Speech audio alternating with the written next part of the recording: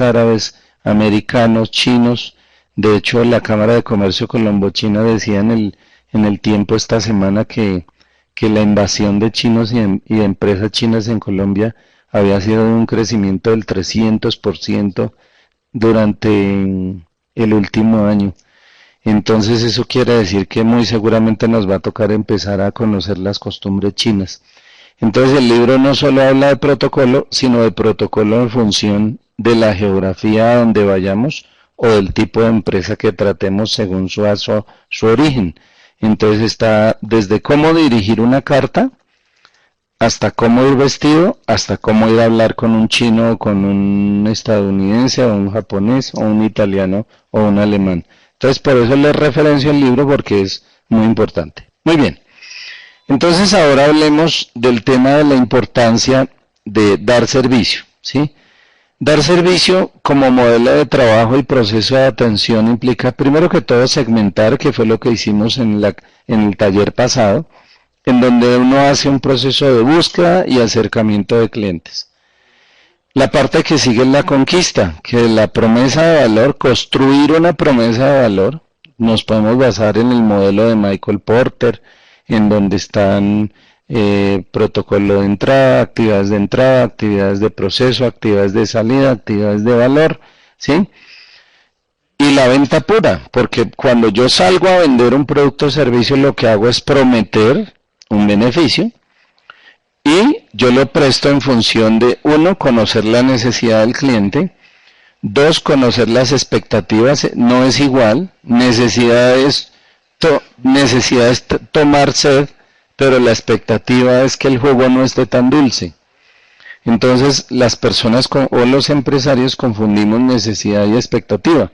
Cuando yo le hago una pregunta a un empresario, ¿cuál es la necesidad del cliente y cuál es la expectativa del cliente? No tienen claro los empresarios ese concepto, ¿sí?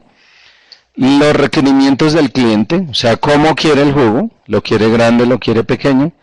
La solución de calidad, un jugo con poco azúcar, con buena fruta fresca, servido en un vaso frío, con un vaso elegante. Cubrir la expectativa y sobre todo medir la satisfacción del cliente, que esa va a ser la conferencia tercera relacionada con cómo medir y cómo hacer investigaciones del cliente para medir la satisfacción del cliente. Y una vez nosotros hayamos hecho ese modelo de conquista, que está abierto en ese ciclo del cliente, lo más importante es servir y retener. Servir implica medir y retener implica desarrollar protocolos de atención, que es de lo que estamos hablando hoy, que precisamente no es solo el protocolo de atención, no solo se refiere a atender, sino también a protocolo para retener. Si ustedes conocen una heladería en Medellín que se llama Soft Touch, cuando uno va a pagar el helado le preguntan que si está de cumpleaños. Si está de cumpleaños, el helado le sale completamente gratis. Esa fue la estrategia con que inició Soft Touch en Medellín y que le ha dado resultado porque es ese modelo de crecimiento donde la referenciación es el mercado de palabra del cliente, no han tenido que invertir mucho dinero en publicidad y el modelo del negocio está basado preciso en un modelo de retención porque a la gente le gusta la cultura del regalo, la economía del regalo que se llama en términos económicos. ¿Qué es y qué no es entonces servicio al cliente? Servicio al cliente como estrategia de retención no es un departamento, o sea, no es poner un aviso ni contratar a una persona sin conocimientos. No es ganar un cliente y perder a un cliente, porque normalmente uno gana un cliente, pero pierde muchos clientes con más facilidad. O sea, si ustedes tienen en la mente una balanza, me voy a conseguir un cliente, porque perdí un cliente, tienen mal la escala de calificación de los clientes, porque tienen que conseguir 5, 7, 10 clientes por cada cliente que se les va, porque es mucho más difícil conquistar clientes que perderlos. Sigue la ley de la gravedad top-down, quiere decir que el modelo de servicio viene a nivel gerencial, viene desde la junta directiva, viene desde los dueños, Y no es solo que uno esté preocupado por el servicio, sino que uno viva el servicio al cliente, ¿sí? Hay que estar con los clientes, hay que saludarlos, hay que preguntarles cómo les ha ido, ¿sí? Efromovic, por ejemplo, recién compró a Bianca. Uno lo veía en los pasillos entregándole el pasabordo a la gente, uno lo veía en la sala VIP.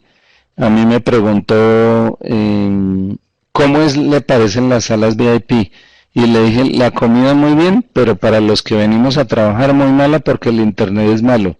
Y al siguiente fin de semana ya habían cambiado de proveedor, ya había ancho de banda de 10 megas, etcétera, etcétera. O sea, es una persona ejecutora, compró a Bianca por un valor y hoy vale 10 veces más ese valor de Avianca. ¿Cuál fue la diferencia? Procesos, servicio. Y servicio al cliente no es pasar por alto las cosas básicas, ¿sí? El libro que dice que el mejor servicio es no dar servicio, por ejemplo, reza mucho que la gente se le olvidan las cosas básicas. Saludar bien, pedir el favor, dar las gracias, agradecer la compra, tener el local aseado, tener el local limpio, ser pulcro en que no haya un enchufe roto, un vidrio roto, la apariencia, ¿sí? Todos esos temas sobre los cuales uno podría decir que la gente va a crepes es a socializar y no a comer un crepe, porque si usted coge y separa del crepe de carne, la harina, el crepe y deja los pedacitos de carne, de pronto usted juzgaría si va o no a un crepes. Pero uno va ya por la pulcritud del lugar, por la apariencia, por la elegancia, etcétera, etcétera. Servicio al cliente no es pensar en el cliente como un externo, es pensar al cliente como un aliado estratégico, ¿sí? Y en consecuencia, como un aliado estratégico, tengo que preocuparme por cada una de las necesidades de él, porque hay necesidades explícitas e implícitas. Explícitas, lo que tiene el producto, que es consumir un alimento. Implícito, que haya wifi, que se acomoda la silla, que tenga buena luz, que por ejemplo haya posibilidad de personalizar el servicio de acuerdo a lo que el cliente quiera, una mesa reservada, una mesa más grande, una mesa para 10 personas. Esas son las necesidades implícitas, porque cuando uno abre el restaurante, uno pone mesas de 4. Lo primero que uno hace es comprar una mesa de 4 puestos y poner 20 mesas de 4 puestos. Está la necesidad explícita, pero no la implícita, que son las necesidades de la persona en forma individual. Servicio al cliente es un modelo integral. Por ejemplo, implica políticas de responsabilidad social empresarial, ecología, ¿sí? En un estudio que se hizo por la American Marketing Association, la AMA, ustedes se pueden afiliar virtualmente, no tiene costo. Y en el informe del mes pasado, la American Marketing Association decía que la gente es más propensa a comprar si uno le demuestra que uno es responsable o que tiene una causa social. O sea, si usted en la factura escribe, el 2% de las utilidades de esta compra será destinada a dar desayunos a los jardines y ancianatos de la localidad tal de Simón Bolívar, del Ciudad Bolívar, lo más seguro es que el cliente le compre más. Entonces no es solo ver el negocio como un modelo de servicio, sino como un modelo integral. El otro elemento es que el servicio no es solo ser, sino parecer. Eficiencia, profesionalismo, es decir, nosotros tenemos que esforzarnos al máximo en tener el mejor servicio que la competencia. Y una cosa importante y grave que cometemos en el servicio al cliente es que contratamos personas de perfil bajo por ahorrar costos para dar servicio al cliente. Entonces, el pensamiento empresarial es, contratemos una niña recién salida de una entidad o un tecnológico, o una niña por el mínimo, a prestar el servicio al cliente. La niña no sabe tratar a los clientes, la niña no conoce los productos, la niña no sabe distinguir cuál es el cliente más importante del menos importante, la niña seguramente no está entrenada, no tiene el lenguaje apropiado, ¿sí? la niña no tiene el bagaje para atender a un cliente cuando un cliente esté enojado, porque es que cuando uno está enojado necesitas a alguien que le dé solución, no a alguien que le acabe de sacar el mal genio, ¿sí? Entonces, mucho ojo con eso, que ese modelo es muy importante. El proceso yo diría que el cargo más importante que hay que analizarlo desde el punto de vista del recurso humano, perfil, habilidades y competencias, es la persona de servicio al cliente. Entonces, entremos a hablar del tema de protocolos, ¿sí? De por qué los protocolos y por qué se justifica el tema de los protocolos en un modelo de atención. Entonces, el modelo de retención es ganas 1 y perdés 10. ¿Qué implica? Clasificar el ABC como lo vimos en el seminario pasado, hacer procesos ABC. Normalmente, ustedes los que hicieron el ejercicio y que yo se los revisé, debieron haber recibido un feedback en el sentido que nosotros, aparte de calificar los clientes, tenemos que hacer el protocolo. Porque hay, por ejemplo, decía, yo tengo tantos clientes A, tantos B y tantos C. Y entonces ahora la pregunta es, bueno, ¿y cómo va a atender usted los clientes A, por ejemplo, respecto a la encuesta de satisfacción, o a la garantía de los productos, o al modelo de fidelización y lealtad? ¿Qué va a hacer con el cumpleaños de un cliente A, un B y un C?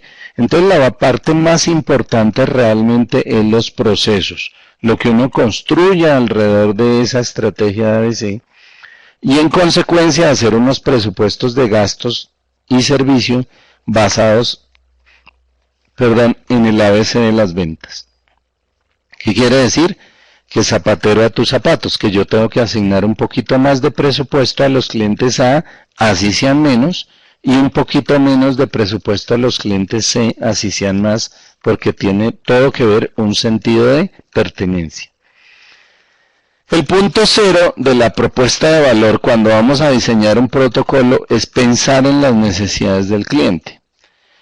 Implica, desde el punto de vista, investigar al cliente, conocer el negocio del cliente.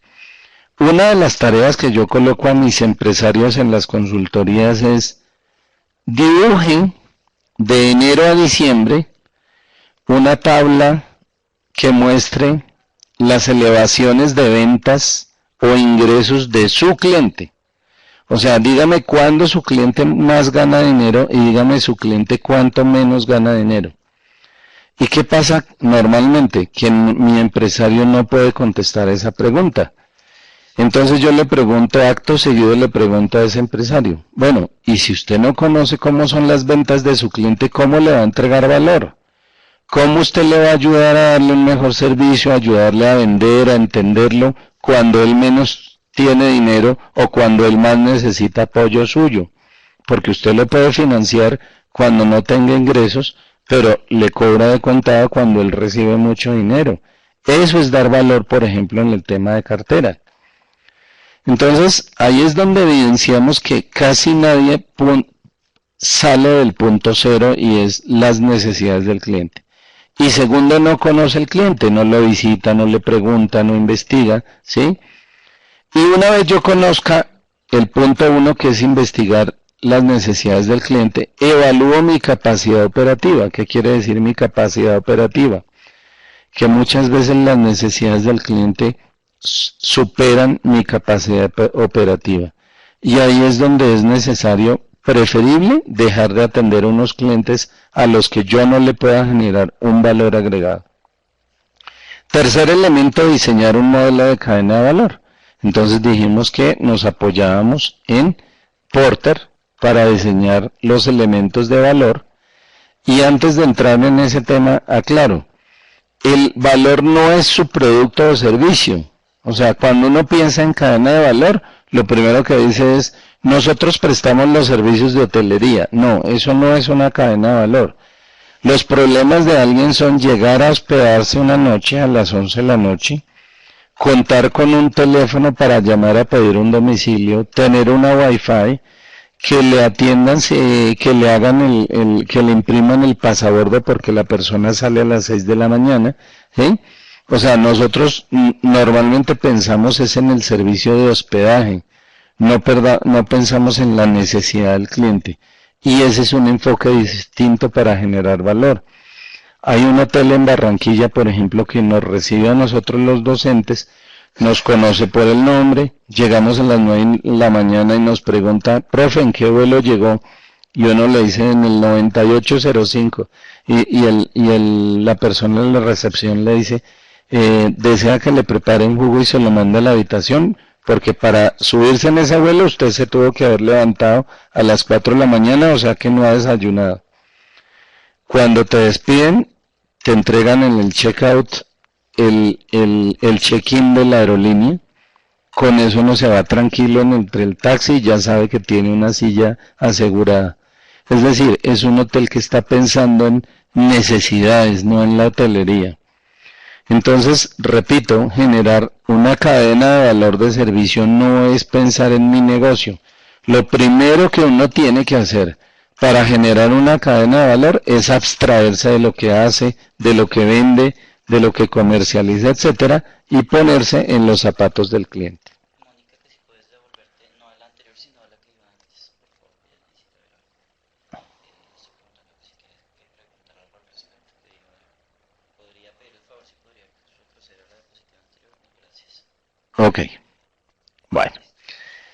Construye el valor con el cliente y valide su valor. ¿Qué pasa? Que, como decía mi padre, una cosa piensa el burro y otra el que lo está enjalmando. Primero, para diseñar, pues hay que tener una lista de requerimientos mínimos de prestación de un servicio. El segundo elemento es probarlo. ¿Probarlo cómo? Probarlo por tipo de cliente ABC. Ver cómo reaccionan mis clientes A con el regalo A de cumpleaños, cómo reaccionan mis clientes B con el regalo B de cumpleaños y cómo reaccionan mis clientes C con el regalo de cumpleaños. Y a partir de eso mejorar para el cliente, es decir, adicionar nuevos requerimientos al proceso. Entonces, construir el valor no es un proceso estático. Normalmente en las compañías que yo asesoro, nosotros revisamos los protocolos de servicio, los protocolos de reparación, la cadena de valor cada 6 meses. Entonces, la invitación a que les hago en este instante es que ustedes lo construyan, pero una vez los construyan, reciban feedback de los clientes y los revisen y los actualicen por lo menos cada 6 meses. Porque yo soy un poquito detractor del modelo Canvas, ¿sí? Porque el modelo Canvas no le está adicionando un valor a cada actividad, sino el modelo Canvas en uno de los campos dice valor, ¿sí? Ingrese valor o presupuesto. Y el modelo, como uno le pide a un gringo, un business plan, es por el modelo de SKUs. ¿Qué es un SKU? Un Segmentation Key Unit, que es donde te dice, para cada segmento de clientes, meta un presupuesto, ¿sí? En donde están llaveros, calcomanías, pocillos, lo que sea. Uno de los elementos que puse de ejemplo ahí es la promoción. Entonces, si hagan su Canvas, pero una vez hagan su Canvas, hagan un presupuesto detallado de cifras e inversiones en la cadena de valor por cada actividad y por cada tipo de cliente ABC. Y lo más importante, revisemos los versus los ingresos. La empresa que más invierte en material de merchandising en Colombia, yo les dije la vez pasada, es Colgate. Colgate invierte 180 mil millones en llaveros, en pocillos, en cremas, en enjuagues bucales, etc. Y la que menos invierte, ¿y eso a cuánto equivale? Más o menos a un 7% de sus ventas, porque venden 1.8 billones de dólares. Entonces, ¿qué es lo que los invito? Que por lo menos inviertan el 3% de sus ventas en el presupuesto de retención de clientes y de prestación de servicio al cliente. Yo sé que el primer mes duele, el primer año duele, pero en el siguiente año, cuando ustedes vean la fidelidad de los clientes, los resultados, la satisfacción, la recompra, ustedes me van a agradecer este consejo. Se le baja el porcentaje del 3 al 2,5, pero como usted hoy vende 500 o 1.000 millones más, el presupuesto que hay para servicio al cliente es 4 veces más grande. Entonces, el presupuesto de servicio al cliente siempre tiene que ir subiendo y el porcentaje bajando. ¿Cuál es el punto de partida? Por lo menos yo diría que un 3% para nuestro proceso de retención de clientes. Entonces ahora hablemos de qué es y por qué un protocolo de servicio al cliente. Es sencillo hacer un protocolo. Un protocolo es listar los puntos de atención del cliente, desde cuando él nos contacta con las páginas amarillas o por la página web. Nuestra página web es visible, se ve, no se ve, es clara, etcétera, etcétera. Entonces aquí tengo un ejemplo de una prestación de un protocolo de servicio a un cliente de un restaurante. Un estacionamiento, el establecimiento, el aspecto general, la recepción, la mesa, la toma de la orden, la atención de la espera de la carta, la toma de la orden, el tiempo de espera en que el plato esté disponible, es decir, el servicio, la calidad del producto, la atención del mesero durante el servicio, la cuenta, el pago de la cuenta, la despedida, y aquí me faltó dibujar el CRM, ¿sí? Que es un taller que ustedes van a desarrollar más adelante en el curso, en donde ustedes tienen que determinar cuáles son los puntos de atención a su cliente, ¿sí? Como nosotros no podemos generar el máximo detalle por todos los puntos de atención, nos tenemos que centrar en los momentos críticos y no en los no críticos. Entonces lo que hicimos con la anterior imagen fue es detectar cuáles son los momentos críticos y cuáles los no críticos, ¿sí? Y con respecto a los críticos, generar un protocolo de atención. Y con respecto a los no críticos, generar un protocolo general de servicio al cliente. Entonces, ¿qué es lo que vamos a desarrollar con esta estrategia? Que nosotros estaremos enfocados en brindar un buen servicio al cliente en los puntos álgidos de atención de servicio al cliente. Les voy a poner un ejemplo. Si yo estoy haciendo un proceso de consultoría, de prestación de servicio, pues un momento crítico es comprender las necesidades del cliente. Otro momento crítico es hacer una oferta orientada a las necesidades del cliente. Otro momento crítico es el comienzo de la consultoría donde se comprenda la metodología de trabajo. Otro momento crítico es cuando se cumpla el primer mes, cuando se den los primeros entregables. Y así sucesivamente. Otro momento crítico es la entrega del informe final de la consultoría. Y otro momento crítico es la relación postventa que yo haga con el cliente para saber cómo le fue en los resultados de la consultoría. Porque si yo solamente le hago la consultoría, le entrego un informe y me despido y chao, pues eso no es consultoría, porque el cliente se queda con un papel, con un documento sin conocimiento, sin ayuda, y eso no es lo que se trata en un modelo consultivo hoy en día. El modelo consultivo es acompañar, es entender, es adecuar las estrategias, etcétera, etcétera. Hay muchas más actividades dentro de la consultoría, pasar la factura, cobrar, entrenar, etcétera, pero a lo que me refiero es que uno debe tener bien claro cuáles son los momentos críticos. Y sobre esos momentos críticos entonces vamos a escribir un protocolo. Entonces, hay una columna que dice momento de verdad, la actividad, cómo se hace, las especificaciones mínimas, quién lo hace, cada cuánto se hace y los elementos vitales de la ejecución de ese momento de verdad. Entonces vamos a construir una tabla que dice lo siguiente. Momento de verdad, el saludo. ¿Cómo se hace? Cortésmente, sonreír. Especificaciones mínimas, saludar por el nombre al cliente, dar la bienvenida diciendo bienvenido a empresa XXX. ¿Quién lo hace? Recepcionista, portero, cafetería. ¿Cuándo se hace? Todos los días, el 100% de las visitas y los elementos de la ejecución, revisar el protocolo de saludo y atención telefónica. ¿Por qué? Porque en los elementos del protocolo de atención telefónica hay elementos que apoyan nuestro protocolo de saludo y de bienvenida al cliente en atención normal. Ustedes en el material del curso tienen un ejemplo de un protocolo. Primero se hace esta tabla y luego se escribe. Paso 1, saludo, tal cosa y tal cosa. Pero uno no se puede sentar a escribir el protocolo si no ha pensado las columnas de esta tabla de actividades críticas para escribir el protocolo. ¿Dónde hay que generar protocolos de servicio? Entonces, los protocolos de servicio hay que generarlos en el área de administración, producción, comercial, finanzas y recurso humano. ¿En qué temas? En el área de administración, en temas de saludo, atención y despedida. En el tema de producción, en remisiones, en consultas de calidad, en desarrollo de productos.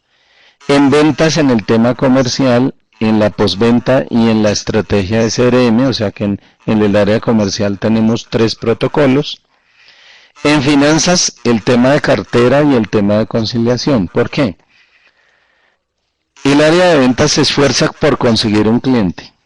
Y adivine quién le daña la relación. El departamento de cartera que le cobró mal a un cliente que había sido difícil conquistarlo.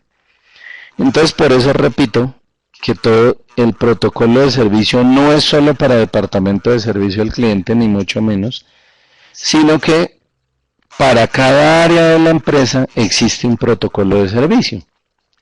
El recurso humano, por ejemplo, para que entrene a todo el personal de la empresa en cómo prestar un buen servicio y la importancia de que la persona comprenda el ABC de las ventas. Yo pongo de ejemplo el protocolo con que reciben un empleado en Johnson & Johnson que se llama el credo de Johnson & Johnson. Por favor busquen en Google credo de Johnson & Johnson, la multinacional. Cuando usted entra a trabajar a Johnson & Johnson, lo primero que hacen es entregarle el credo. El credo se lee en 5 minutos. A los 5 minutos la persona le dice al jefe, ya leí el credo. Y él le dice, léelo nuevamente, pero analízalo. A la hora uno ya está cansado de leerlo, entonces va donde el jefe de nuevo y le dice, ya lo leí. Entonces le dice, ahora haz unos pensamientos y unos escritos sobre el credo. De aquí al mediodía y nos vemos a la hora del almuerzo. A la hora del almuerzo le pregunta al jefe, ¿cómo le pareció el credo? No, muy bien. ¿Y qué voy a hacer por la tarde? No, yo ahorita te asigno la actividad. La gente llega a las 2 de la tarde y de 2 a 5 tiene que seguir leyendo el credo de Johnson & Johnson. Y cuando no lee ese credo, yo diría que le pagaron $1 millón a la Pricewaterhouse para que dijera que había que cambiarle el credo de Johnson & Johnson y entregaron una hoja que decía, no hay necesidad de cambiarle nada y cobraron $1 millón.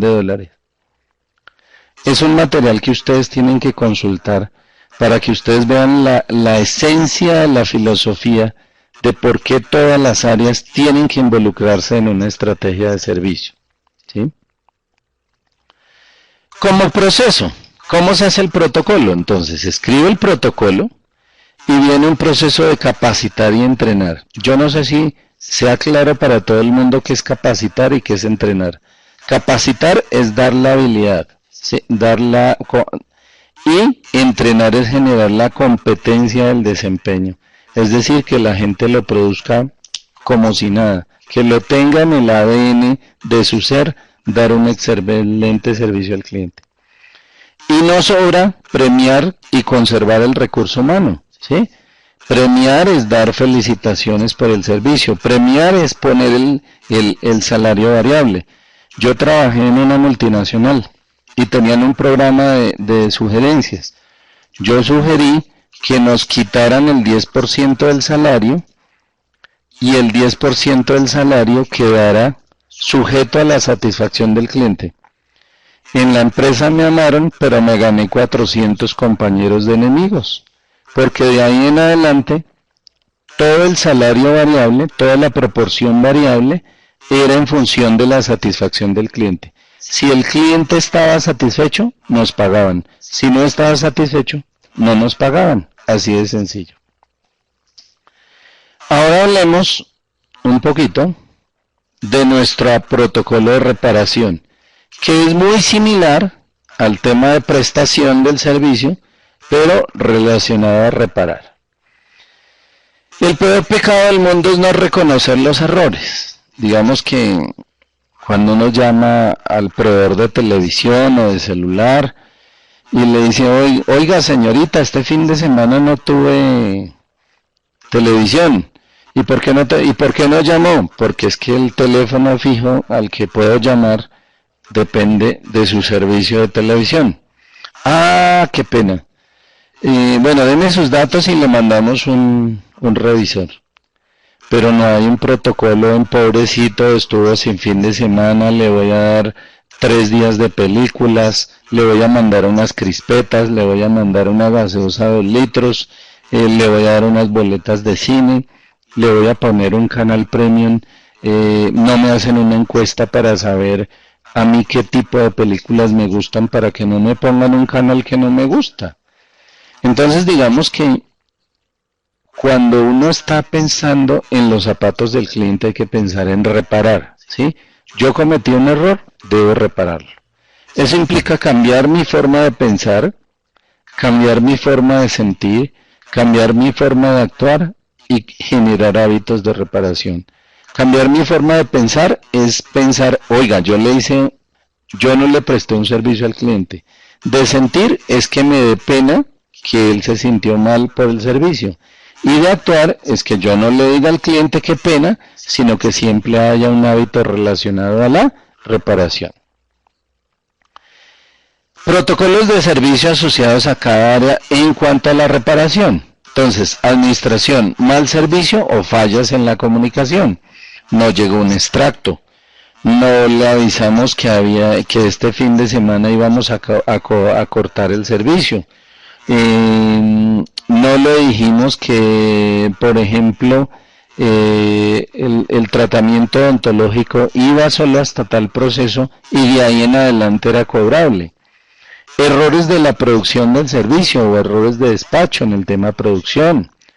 Mala atención comercial, que el vendedor me asesoró mal y por venderme no me explicó cómo era el modelo de servicio. Finanzas, cobros inapropiados, un mal protocolo, porque una cosa es que uno cancele y otra cosa es que aparezca el pago allá en su extracto. Por ejemplo, me pasó con la DIAN, me hicieron ir a la DIAN, perdí 3 horas de mi trabajo, de mi tiempo, les mostré los recibos de pago y lo único que me dijo la señorita es, bueno, gracias. Y le dije, señorita, ¿y usted la DIAN no se va a disculpar conmigo? Me dijo, no, eso es un error del sistema. El sistema lo programa alguien. Detrás del sistema hay seres humanos. Y yo tuve que pagar parqueadero. Y yo tuve que madrugar y pagar desayuno que hubiera podido consumir en mi apartamento. Todo porque en el sistema de ellos decía que yo no había pagado un IVA. Entonces, repito, hay que ponerse en los zapatos, cambiarnos la forma de pensar, sentir y actuar. O simplemente un tema de displicencia. En Estados Unidos el protocolo de reparación está listo.